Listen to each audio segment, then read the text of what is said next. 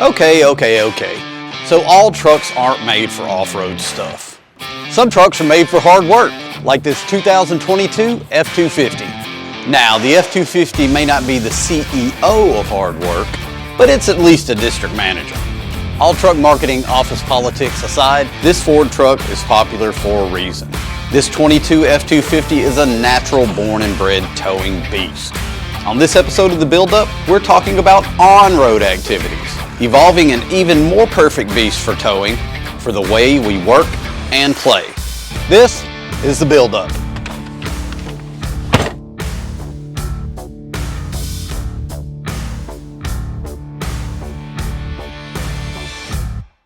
Hey guys, Gaston with Rough Country. You know, I get asked all the time, will lifting my truck affect its ability to tow?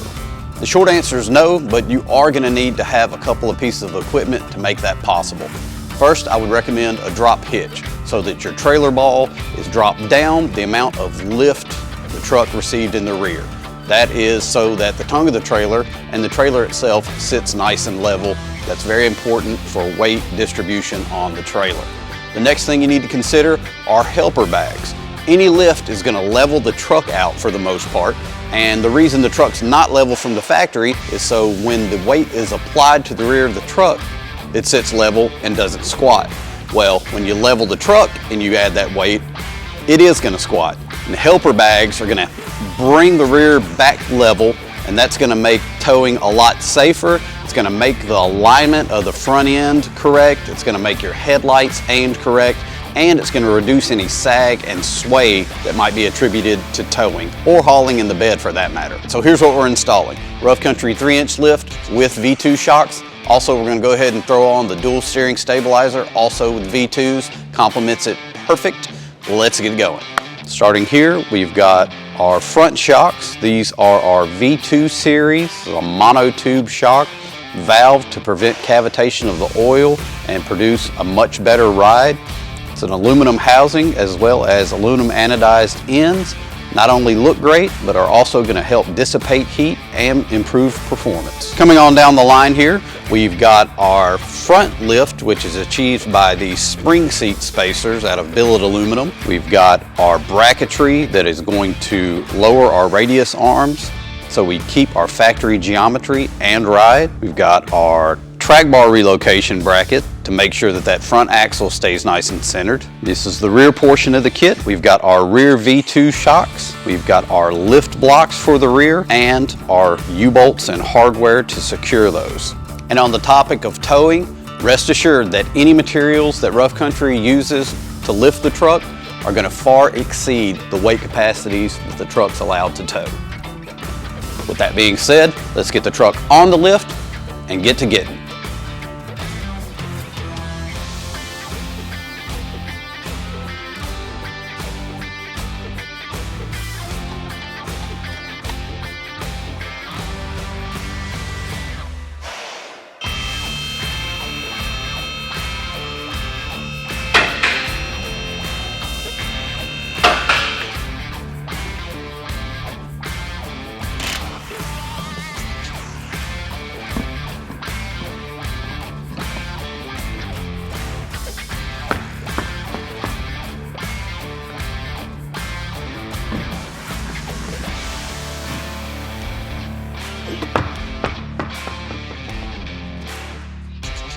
All right, we've got the wheels and tires out of the way so we can work. On the front end here, we need to remove the factory shock. We need to disconnect the front sway bar and remove this factory track bar bracket.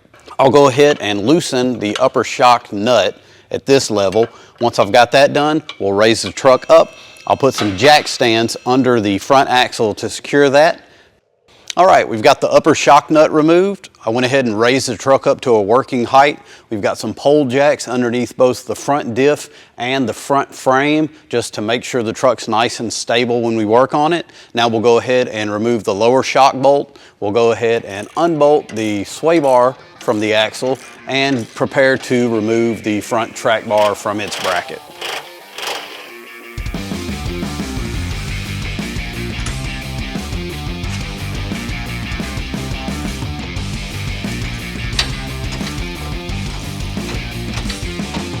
All right, if you're following along at home with the home game, here's where we are so far. We've removed the factory shock. We have separated the sway bar link from the factory sway bar. We've unbolted the factory track bar from its original bracket and replaced that bracket with Rough Country's relocation bracket. Now we're going to go ahead and lift the truck up. The axle is going to stay where it is on these jack stands. We'll be able to remove the coils and then we'll keep on installing. All right, with the coils out, y'all, I'm from Tennessee. I've never said coil before in my life. It's a coal, but for our nationwide audience, it's coil. With the coils out, we're going to move back here and remove this bolt and free the radius arm. Depending on what year model you have, there may be a flange, almost like a pinch weld, where the two halves of the arm come together. And back here, if you'll check the instructions, it's going to show you that you need to cut 3/4 of an inch off that. This 2022 model does not have that, so that's one less step we have to do. We're going to go ahead and get this bolt out and prep the drop down brackets.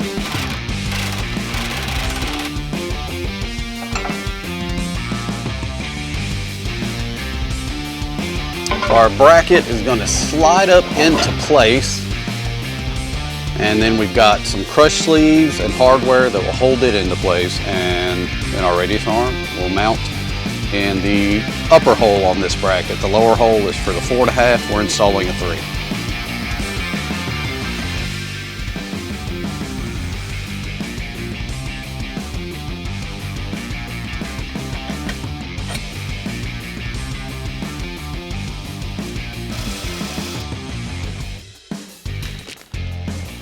All right, with the drop brackets in place, we've reinstalled the radius arms. Now we're going to snug those up, but we are not going to tighten these down until the truck's sitting back on its own weight. All right, we've got our radius arms bolted back into place loosely. Now we're going to move on to the coil spring seats. We're going to unbolt these, and in between the axle and the seat itself, we're going to install this spacer. This is where we get our lift from in the front. We've also removed our brake line bracket, and we've got additional bracketry to relocate that once we've installed the spacer. First things first, let's take that coil spring seat out.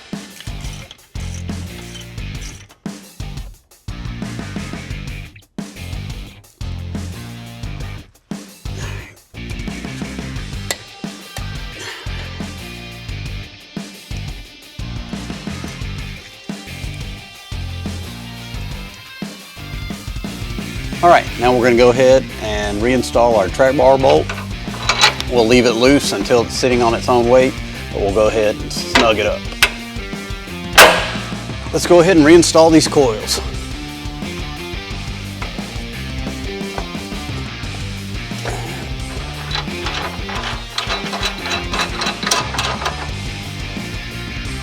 Let's get that sway bar reconnected. All right, we've got our sway bar situated. Now let's go ahead and install our V2 shock. We'll be using the factory hardware on the bottom and supplied hardware on the top.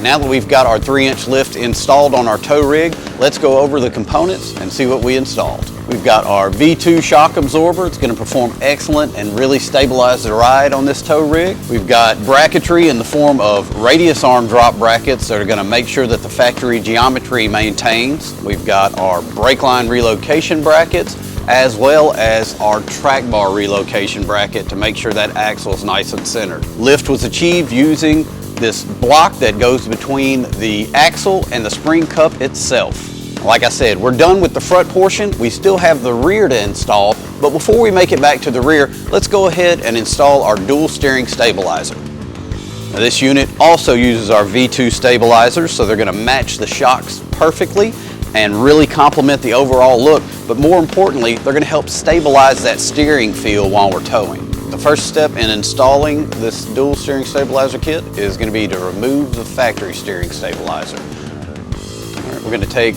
these 2 bolts out of the differential. Our center mounting bracket reuses these points and also has a U-bolt to go around the axle.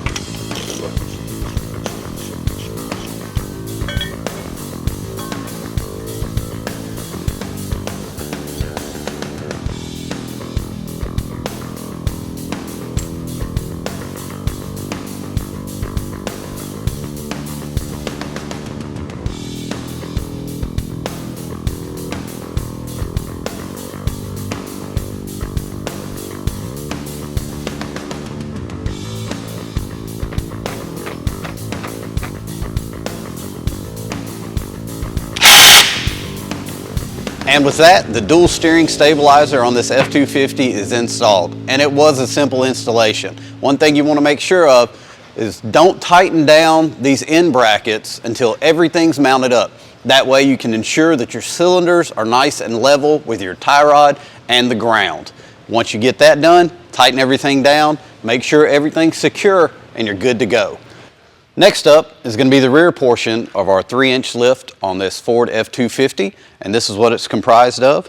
We've got our lift blocks that are going to completely replace the factory block in the rear. Next to that, I've got our longer U-bolts to accommodate the additional lift that those blocks bring with them, the hardware for the U-bolts, and last but certainly not least is our V2 Performance monotube shock. Let's go ahead, get the rear prepped for installation of this. That's going to require us to remove the factory blocks and U-bolts as well as the shocks.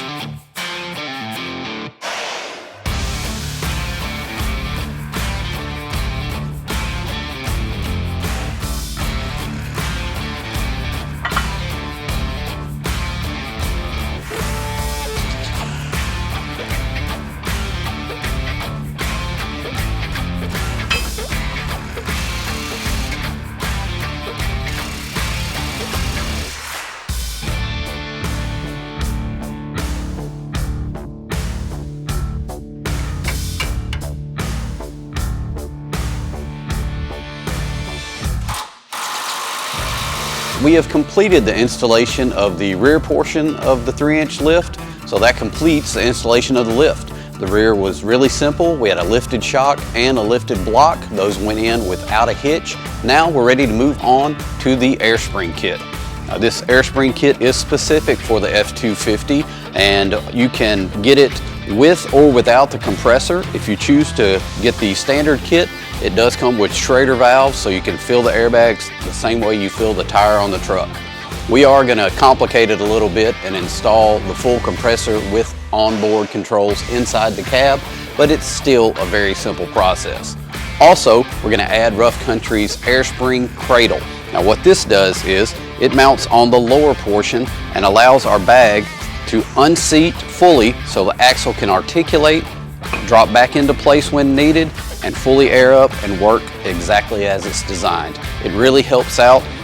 Under some situations, the airbag could actually be kind of like a limiting strap. So we want to go ahead and add this. It's going to make the life of the bag that much longer and the usefulness of the truck that much better. Let's get going.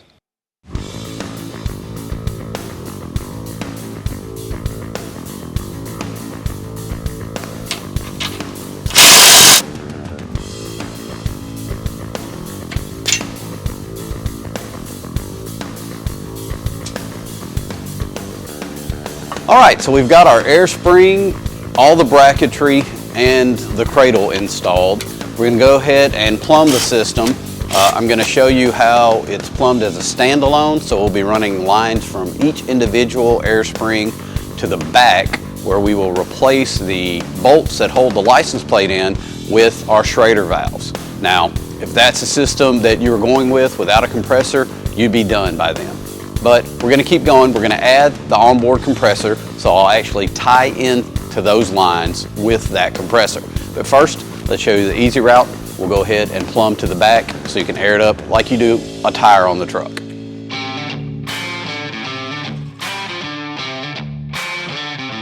All right, here's one of our Schrader valves. We're simply going to click the line into it, like so. It's nice and snug. Then I'm going to run it up and through the hole for the license plate.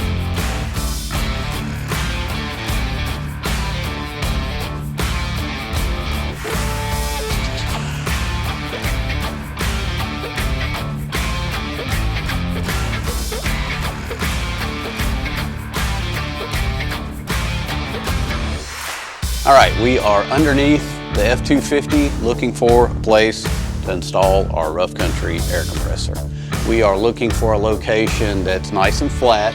It's going to be away from moving parts and away from heat.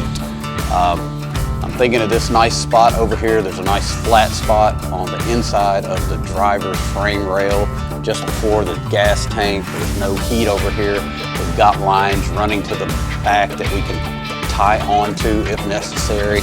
The compressor fits really nice. And that's where we're gonna put it. I've already center punched a couple of the holes. I'll finalize those, do the other two. We'll drill some pilot holes, and we'll get our self-tapper and permanently mount this to the frame.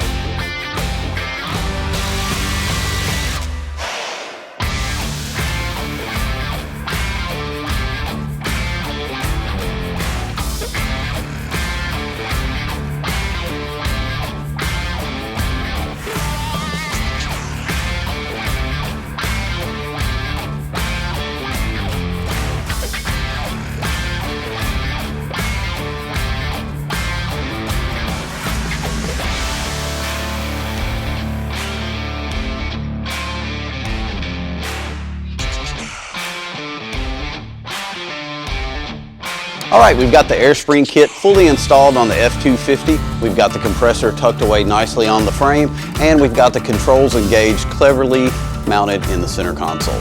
Now the only thing left to do is to demonstrate the system, but to do that, I'm gonna need to install the wheels and tires. Speaking of wheels and tires, let's take a look at what we're putting on this truck. We are running a Series 86 by Rough Country in a 20 by 10 -18 offset. We've got that wrapped in a Nitto Ridge Grappler, and this is a 37-12-50-20. Now the kit recommends a 35.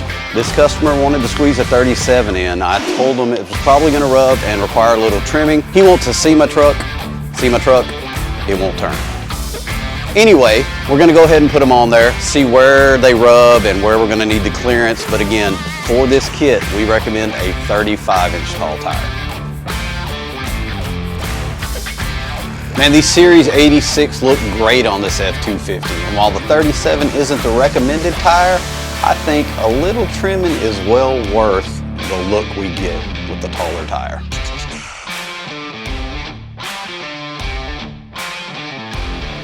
On this episode of The Build Up, our goal was to take this towing machine and give it a custom twist, not only maintaining its towing capabilities, but actually improving them, and we did just that.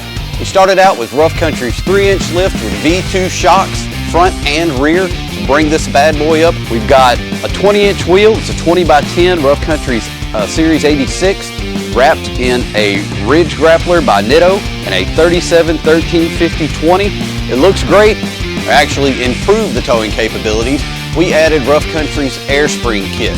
But not only that, we went all out and went ahead and opted for the onboard compressor with in-cab controls. That way, at the flip of a switch, we can air those bags up and eliminate any squat we may have from loading the bed or adding a trailer. Now this F-250 not only looks great, but it's ready for anything we tow at it. All we need to add to it is the Rough Country adjustable drop hitch. With this hitch, not only do we have the choice of 3 different ball sizes to accommodate almost any trailer we want to pull, we also have a full range of adjustment to make sure that the tongue of the trailer is nice and level, and that our weight is more evenly distributed on the trailer for ease of towing. You can't get more off-road than on the water. Let's hit the lake. Thanks for watching. Be sure to leave a comment, subscribe, so you can check out the next episode of The Build Up.